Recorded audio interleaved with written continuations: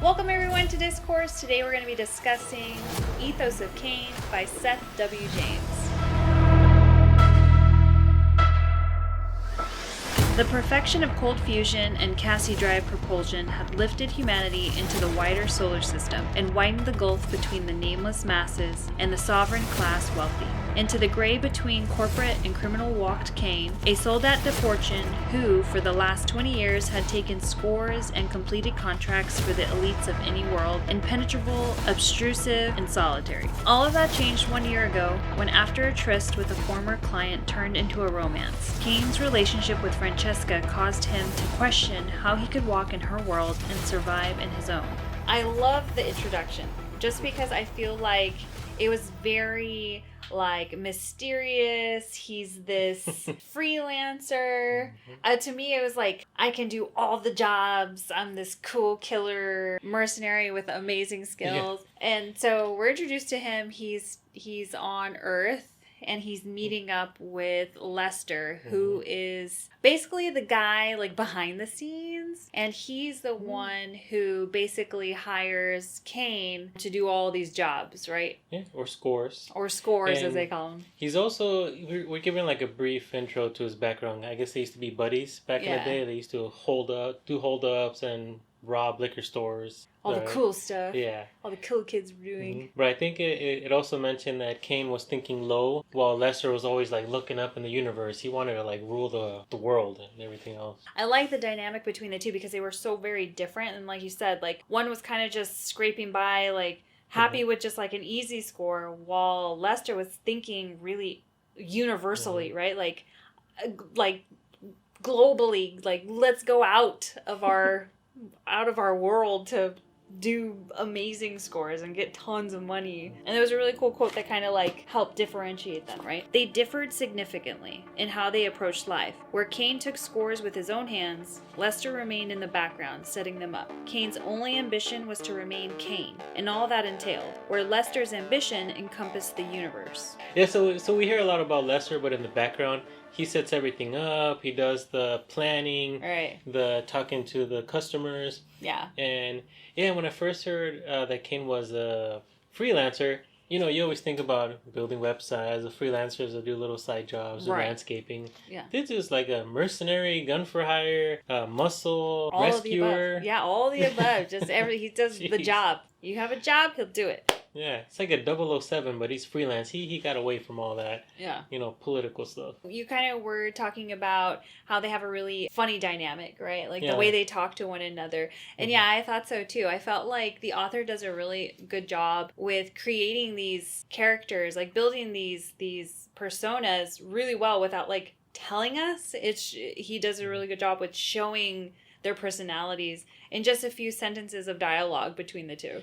Yeah, and the relationship, too, between them. Yeah, and their relationship. We're quickly caught up to, who they are to each other and where they're at and what they're doing and planning and how they treat one another, right?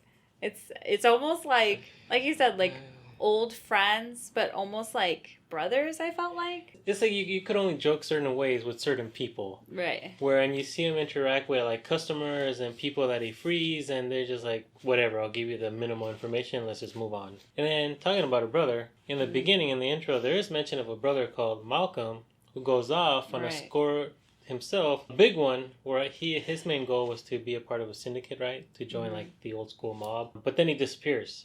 So there's this whole mystery of what happened to his older brother. Yeah, and to me, the world that Earth is kind of the state that it's in. At least New York. Yeah, at least New York. It feels very dystopian to me. There's flooding, massive flooding, broken buildings, that kind of world, right? And he's kind of, as he's on his way through these very familiar roads and paths and buildings, because this is where he was originally from with his brother. So, obviously it brings back his memories of when he was with his brother and the last time he saw his brother.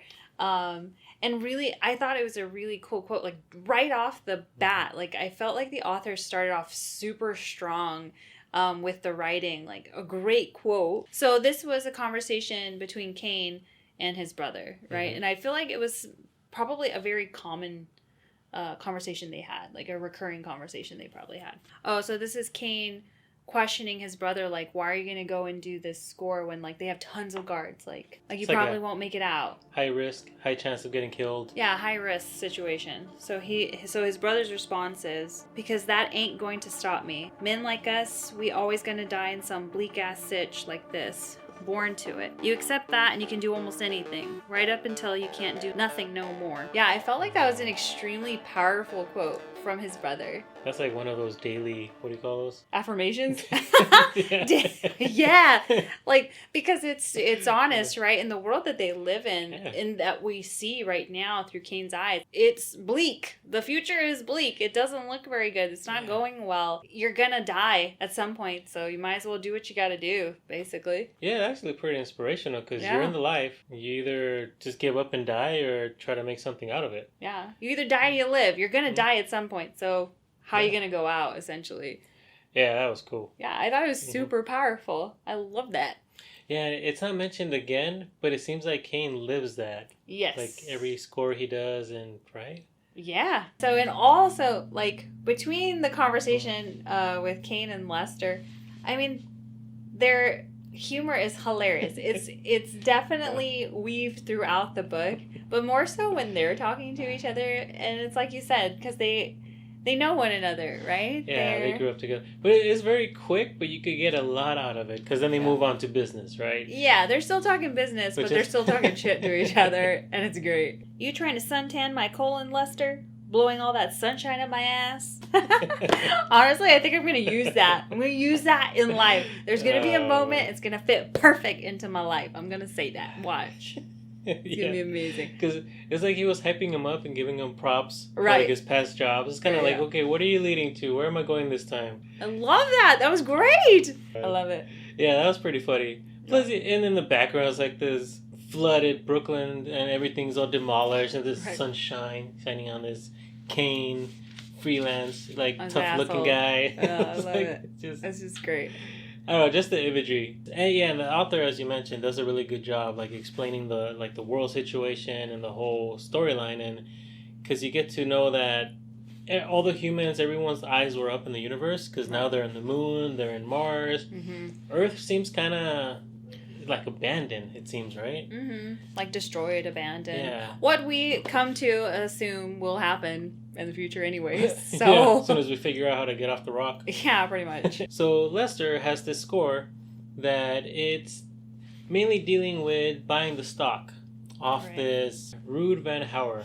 Apparently he owns a lot of stock, and it's kind of weird. It's like companies that own a lot of stocks, like in Mars or the moon, the more you have, the more you control. Right. So Lester and the associates that he works with, they want to purchase this stock from Mr. Van Houwer to pretty much take a lot of ownership. And in order to get to that mission, they got to take on another score, which is the rescue mission. Right. It's like a smaller job that leads to the ultimately the bigger job.